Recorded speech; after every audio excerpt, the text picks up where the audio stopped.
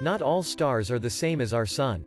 Stars vary in diameter, mass, brightness, temperature, composition, and other properties.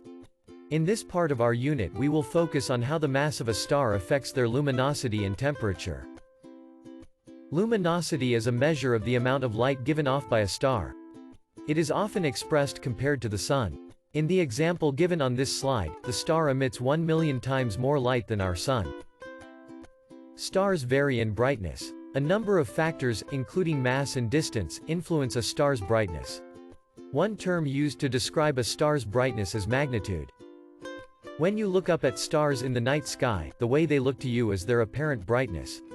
The fainter stars may actually be giving off more light than the brighter ones. Distance will dim how bright they look in our sky. If all stars could be moved so they were all the same distance away, then the only thing that would make one star brighter than another would be its size.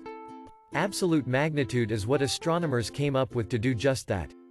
It assigns a magnitude to a star that it would have if the star were 32.6 light-years from Earth. And magnitude values are weird. The brighter a star is, the lower its magnitude. In the example, since Sirius would appear brighter than it actually is if it were 32.6 light-years from Earth, then it is closer to us than 32.6 light-years. Distance from Earth and total amount of emitted light both affect how bright stars appear in our night sky.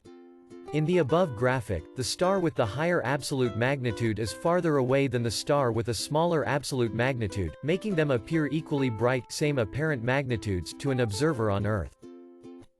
The spectral class of a star is determined by its temperature, which is determined by its mass. The more massive a star is, the hotter it is. The hottest stars are bluer, coolest stars are redder.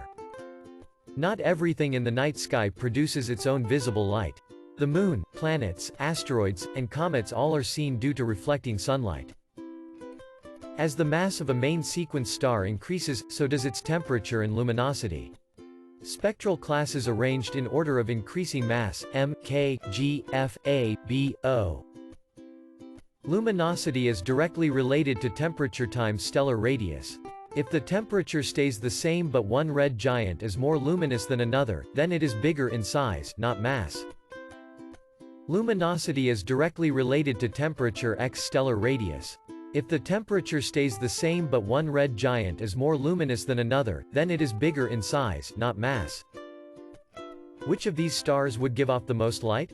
The answer is the largest Kepler red giant. Supergiant stars are the most massive of all stars. They can fuse heavier elements all the way up to iron. Iron fusion produces less energy that it takes to fuse the atoms together, so doesn't happen. Iron accumulates in the core and is a dead end for the star. Remember, stars with a greater diameter give off more total light than stars with lower diameters. Blue supergiants are huge. The star shown here would fill our solar system past the orbit of Jupiter. The Sun is not very massive. It will not fuse atoms to create elements heavier than carbon. After a brief time as a red giant, the Sun will shed its outer atmosphere, leaving its core exposed. Fusion stops and this hot white, small, remnant of the star lives on as a white dwarf. White dwarfs are small. They have diameters similar to Earth.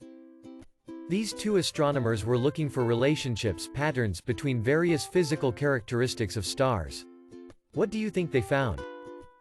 Using these directions, and the tables referenced, found in your Google Classroom, complete this activity where you will create your own HR diagram. When you have finished your HR diagram, it should look something like this. Use the Google Doc shared with you in Google Classroom, and your chart and tables to show what you've learned.